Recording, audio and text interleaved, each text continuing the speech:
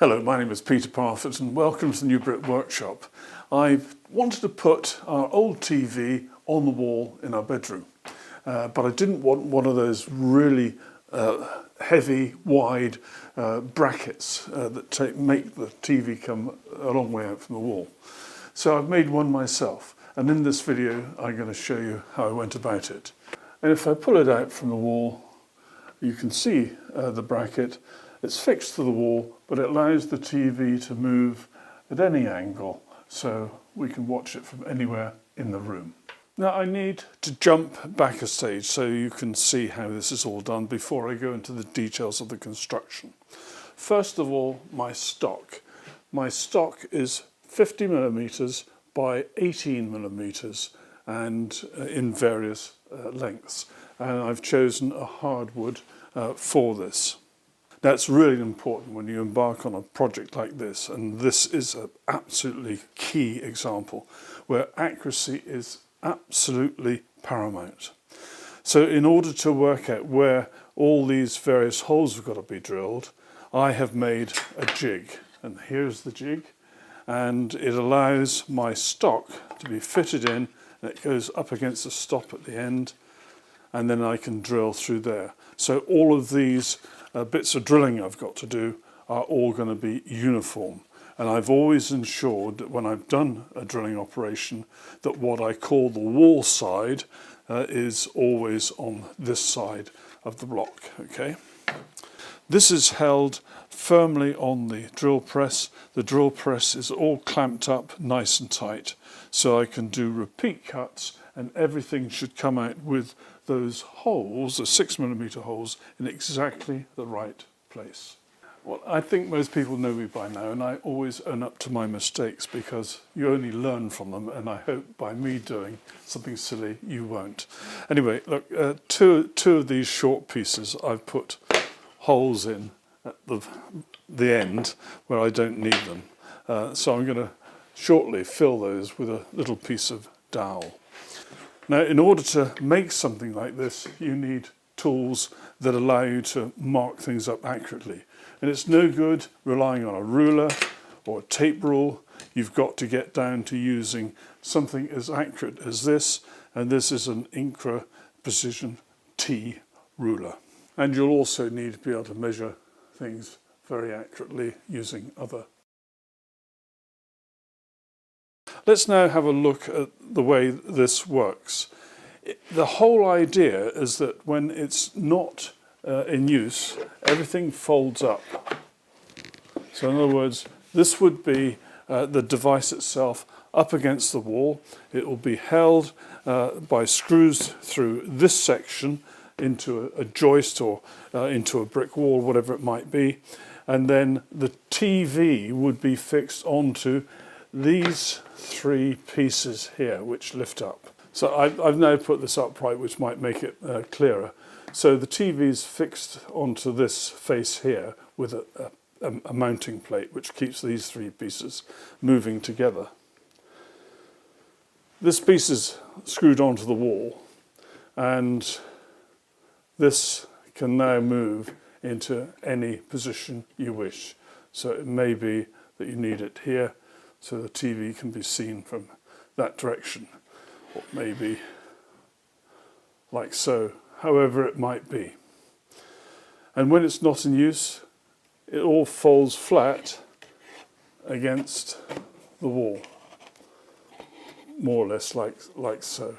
And the TV would be here flat against the wall. Now, a couple of things I need to point out. Because when this is opened out, there's going to be a turning motion because of the weight of the TV that way, I was worried that there might be some weakness at these places where this brass rod goes through. So in order to reinforce that, I've got some strips of thin aluminium here, which effectively helps to provide a bit of extra strength to the wood along that area there. I've yet to do it, but these, the 6 millimeter brass rod that goes through here and here, I'm going to put threads on each end and a washer and a nut, so that then keeps this whole thing compressed and nothing will start to loosen in use. Now I've done a strength test, which you'll see very shortly, and I've decided I need to somehow try and stop this from twisting. So what I'm going to do on the plane at the back, this plane here, I'm going to put a piece of plywood, and that will be mimicked by a piece on this end piece as well, so that the whole thing's in one plane. And that will help to stiffen this up a little bit more. And I will rely on the plate that is used to fix the TV to the gadget to provide that same stiffening effect across here, to try and stop it from twisting. Let's just have a quick look at my strength test. Now I've had this weight test running just for about an hour or so, just to see how much it might deflect. And the position it's in now is not so unlike the position that it would be in when it's being used. And what I did was I've clamped these pieces to this piece of my bench over here. That keeps those in place. I've got a clamp across here because I've yet to put some threaded ends on here to keep these bits squeezed up together.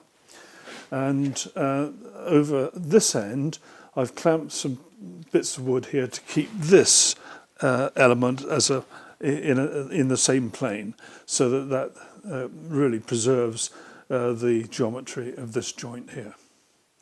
I've then got approximately 10 litres of water at the bottom here, and that weight is on the centre line of this panel here, which is where the TV would be mounted.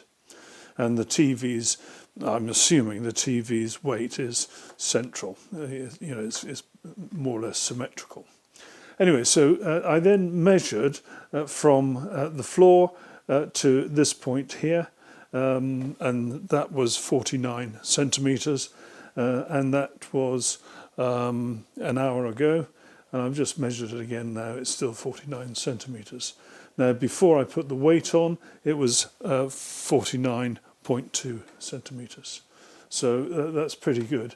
The only thing I would say is you can probably see a little bit of, when I do that, a little bit of distortion that way, and that's because this plane here is trying to distort. I'm going to put a piece of plywood, and that will be mimicked by a piece on this end piece as well, so that the whole thing's in one plane. And that will help to stiffen this up a little bit more. I want to put a rounded end on both ends of these brass rods. There's two reasons. The first is I want to cut a thread on each end, and having a rounded end makes it easier to start that process. But also I want it to be nice and smooth anyway. So what I've done is I've set up this little jig.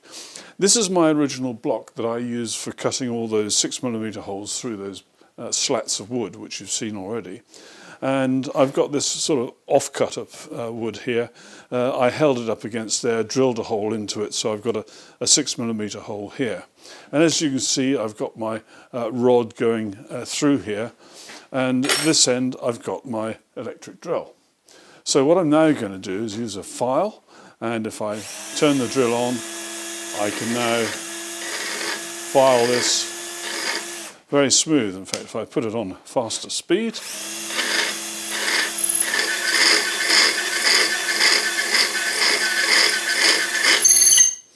and that's made a pretty reasonable job, and it's pretty easy. And then cutting the thread is fairly straightforward. Obviously one needs to have a tap and die set. I've just bought one from Axminster Tools, and it's really good. It's only £23. Now I'm wearing gloves because when you do this sort of thing, you can get, or you often get, little tiny sharp pieces of metal, and with brass in particular it seems to come off in razor sharp pieces. So just be careful and take it slowly. And there's that thread all ready for the next stage. Well, this is the tap and die set, and as cheap and cheerful goes, I'd say this is probably pretty good value for money.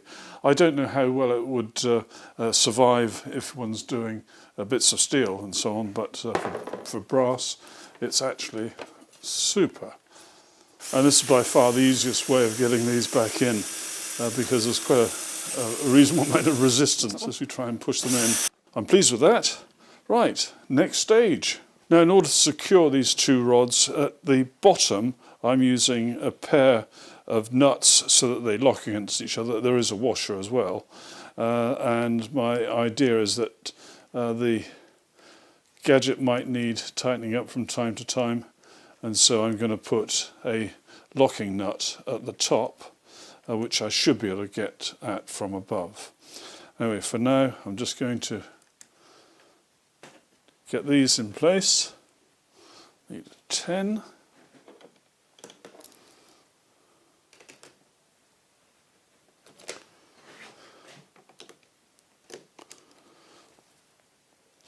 That's those locked against each other.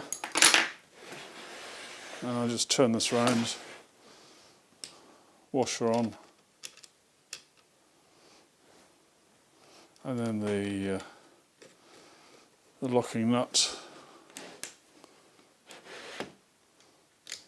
washer on and locking nut.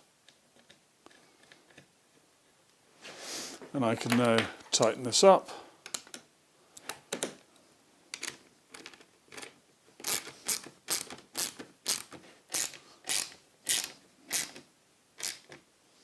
That feels about right, but I won't know until I try and open it up.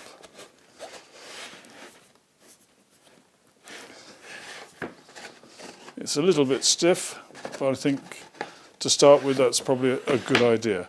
So that's that stage done. Now I've still got to drill the holes in here where it gets fixed to the wall. I've also got to plant on the rear of this piece and the rear of the piece which goes into there some distance pieces, 2 distance pieces, and on the front here I've got to put a plate which will be used to position the television itself. And that's all pretty straightforward. Well, things have moved on a bit. I've planted a piece on here. This is the wall side. Planted a piece on here so that this would be fixed to the wall here. This is upside down at the moment. If I turn it up the right way, it might help. So this is fixed to the wall, screwed that way. This is the back of the piece that comes out from there. And you remember I wanted to have the stiffening to stop the distortion. I put a piece of plywood here. It's slightly thinner than that plywood, which means that when this goes back against the wall, it can be truly back. I've got holes here which will match the holes which will be required in these pieces. I'm only showing the 2 of them, there's the third, in these pieces for the Visa mount. And I've now got to stick a piece of plywood on this side which will stiffen up these pieces in that plane. It's quite useful using an old credit card or membership card or whatever to do this sort of glue spreading, as you can see. Right, that is where I want it. Now what I'm going to do is I'm going to put some screws in here, just 6 screws to hold it in place, then I can open it out and then clamp it.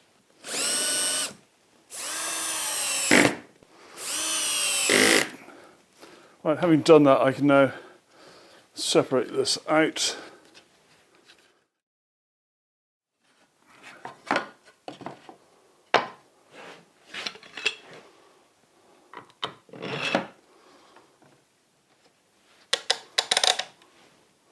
Well, that should do, and yep, I'm happy with that.